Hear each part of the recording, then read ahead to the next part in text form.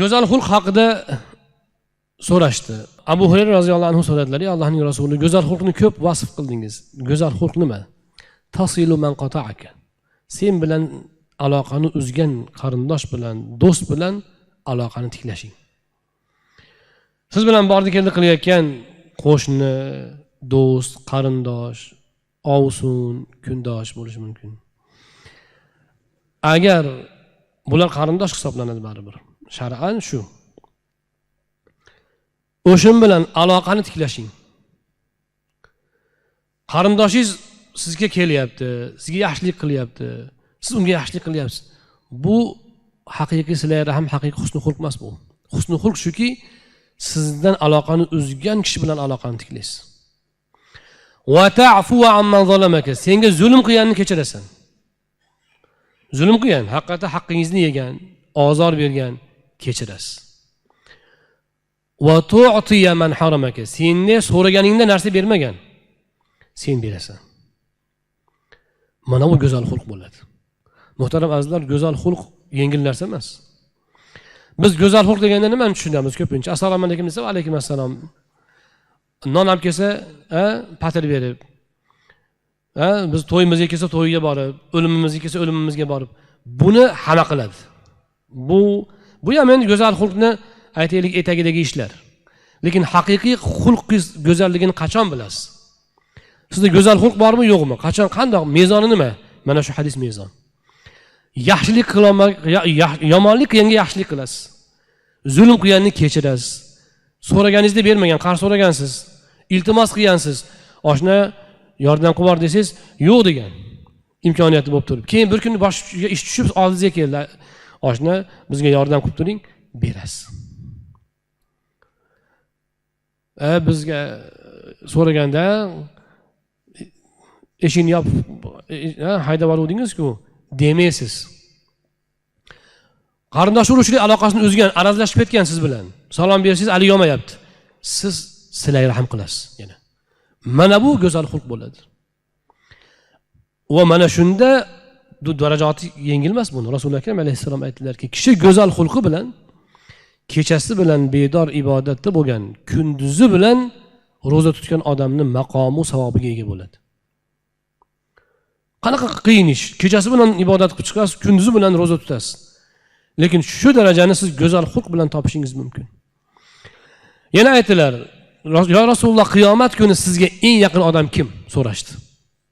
Rasululloh akram alayhissalatu vassalom ahsanukum axloqan deganlar. Xulqi go'zal menga yaqin bo'ladi.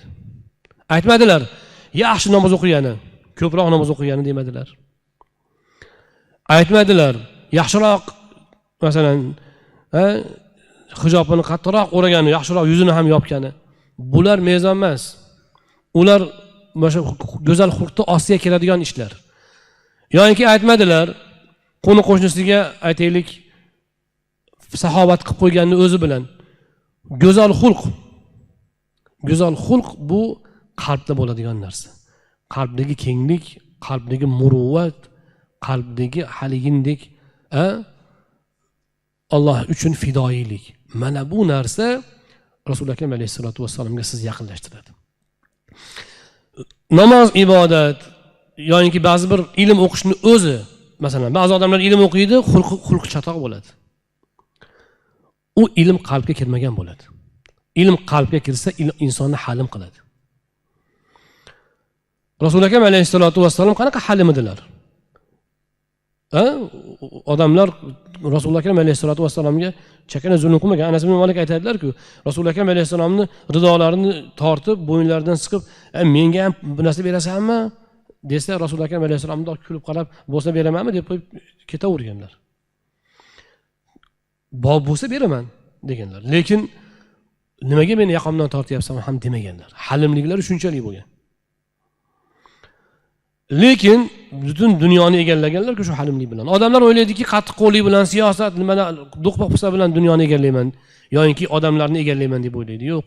Hilm, husnul xulq bilan siz hammani qalbini rom qilsangiz bo'ladi. Husnul xulq deganda yana bitta narsani men ta'kidlagim keladi. Husnul xulqqa, go'zal muomalaga Hazrat Ali roziyallohu anhu nima deb aytdilar? Go'zal xulq nima deganda yuzing ochiq yuz bo'lishing, ozordan tiyilishing va yaxshilikni sochishing. Yaxshilikni sochish degani u bir marta qilib qo'yish emas, qilaverasiz. Yaxshilik. Mana bu go'zal xulq bo'ladi. Bittasiga hali 4 tanga berib qo'yib o'zingizni go'zal axloqdaman deb o'ylasangiz, u xato u. Bazlun nada, fido qilasiz. Saxovat, yaxshilik. Yaxshilik deganda yaxshi gap, yaxshi muomala hammasi kiraveradi. Ya'ni insondan kutiladigan yaxshilikning hammasini siz bazl qilasiz. Mana shu go'zal xulqqa kim haqli birinchi bo'lib? Rasul akam alayhissalomdan kelib so'rashdi, Allohning rasuli, go'zal xulq bilan munosabatingda kim haqli? Onang. Keyinchi yana onang, keyinchi yana onang. Undan keyin otang, undan keyin akang, ukang, opang, singling va hokazo. Shu orada bilib qo'yishimiz kerak, er-xotin ham. Er-xotin bir-biriga yaxshilik fido qilishga o'rganish kerak. Hozir nima bo'lyapti? Hozir haq talashish bilan ovora. Nimani undirsamikin, nima manfaatini yulib olsamikin. Yo'q, sizni yaxshiligingizga eng haqli kishi eringiz, xotiningiz bo'ladi. Yaxshi munosabat, yaxshi muomala, mana shunga o'rganishimiz kerak. Ikkinchisi, mana shu go'zal munosabatda bir men fiqhiy masalani ham aytib qo'yaman. Onaga ko'proq muomala qilish masalasida gap ketganda, otani ko'pchilik unutib qo'yadi. Ulamolarimiz aytgan ekanlar, qarang, zo'r fikr ekan. Men buni manbasini hozir eslolmayapman, lekin ulamolar aytganlar, kitobda ko'rdim. Ota-onaga yaxshilik qilish borasida go'zal munosabat, shirin so'zga ona 3 barobar haqli ekan. Lekin itoatda ota ustun turar ekan. Tavqir, itoat va ulug'lashda ota ustun turar ekan. Yaxshi munosabat, erkalash, yaxshilik qilishga ona 3 barobar haqli. Lekin ulug'lash, itoatda ota 3 barobar haqli bo'lar ekan. Men bu gapni to'g'risi oldin ko'rmagan edim.